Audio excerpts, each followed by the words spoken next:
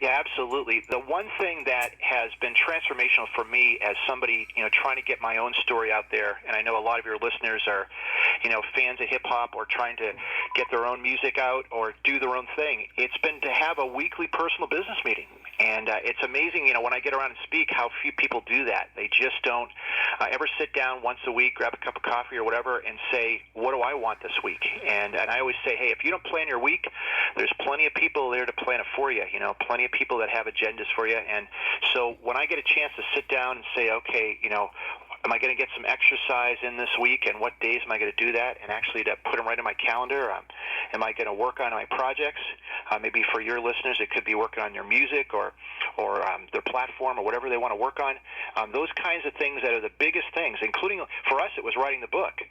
The world wasn't going to stop until we did that. So we really got in the habit of trying to schedule half hour, an hour once a week just to kind of roll everything back and not just respond to everybody else and do that. So that's the one thing that I do every week, and it makes a huge difference. The other thing I do, and we talk about this in the book, is I connect with 3 or 4 people just to keep my attitude, my motivation, my optimism where it needs to be. Well, I like to use an app called Wunderlist, and there's lots of them out there. That's the one I'm on to right now. It's kind of like Evernote, if your listeners know about that, just a place to store ideas for Evernote. That's more of a note-taking platform that kind of syncs on your smartphone and all your computers if you set it up that way. Wunderlist is Wunderlist, and it's a place where I just have categories, and I say, okay, what am I going to do for this business? I have a couple businesses. What am I going to do for this? What am I going to do for my wife and I? So if you say, hey, Chris, I really need that video, can you send that over? I like that idea. What is that link? I'm going to probably get off the phone and just drop myself a note in that category for fire your excuses. So when I see it, it'll just remind me. When I do my personal business meeting, if I've forgotten something, I'll see it there in the Wunderlist app. So that really helps me to stay on track. And I thought maybe I would be a medical doctor. I started off that way, and even as a little kid, I thought, boy, that'd be cool to go help people. I spent a summer in Africa, and in my college time, I spent a summer there. I had some friends over there, and I was so fortunate at 19 to go over for a summer. And I saw some things going on in the operating room. I saw a baby being born. I mean, it was an amazing time. But I came back and thought, well, maybe I'd like to work more with people's personalities, talk to them rather than kind of be the mechanic of the body. So I switched over to psychology, and I thought, well, I'm just going to be a regular therapist. But then when I got into graduate school, all my friends in school were all pretty introverted, and they loved the idea of just seeing people in their office and shutting the door behind them.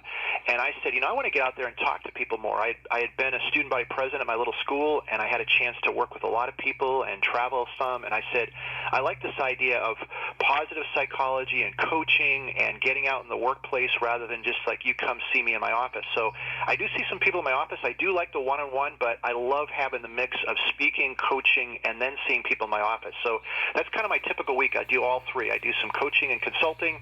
I speak to people, and I do a lot of webinars. So half of my speaking is like this, just over the phone in a podcast setting, and then I see some clients. So that's the mix, but it's a little different than a lot of people in my field, but I love the mix.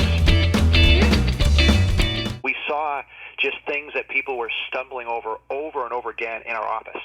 So we said, let's just write a book that talks about all these things, put it in one place, and say, what are the 8 areas where people wrestle the most? Where do they tend to make the most excuses? And, we got to be upfront. Just because a person struggles with something doesn't necessarily mean they have an excuse. An excuse means, you don't want to know, la, la, la, la, la, put your fingers in your ears and pretend you're cool when you're not. And we see plenty of people like that if they would just get a little bit of help, they go to the next level, whether it's coaching or counseling. And so there's that aspect, and then there's just areas we wrestle with. So we saw some excuses, and we said it's time to fire them. We're saying, it's game time. We're not getting any younger, and it's not going to be someday. And I don't know about your listeners, but I can tell you for us, we wrote the book at 10 o'clock at night, 11 o'clock at night, a little bit on a Saturday. It took us 4 years to finish because we didn't have any time. And it wasn't one of those situations where, you go to a cool hotel or get up in the mountains and write for 3 or 4 weeks and come out of the room with this really cool product.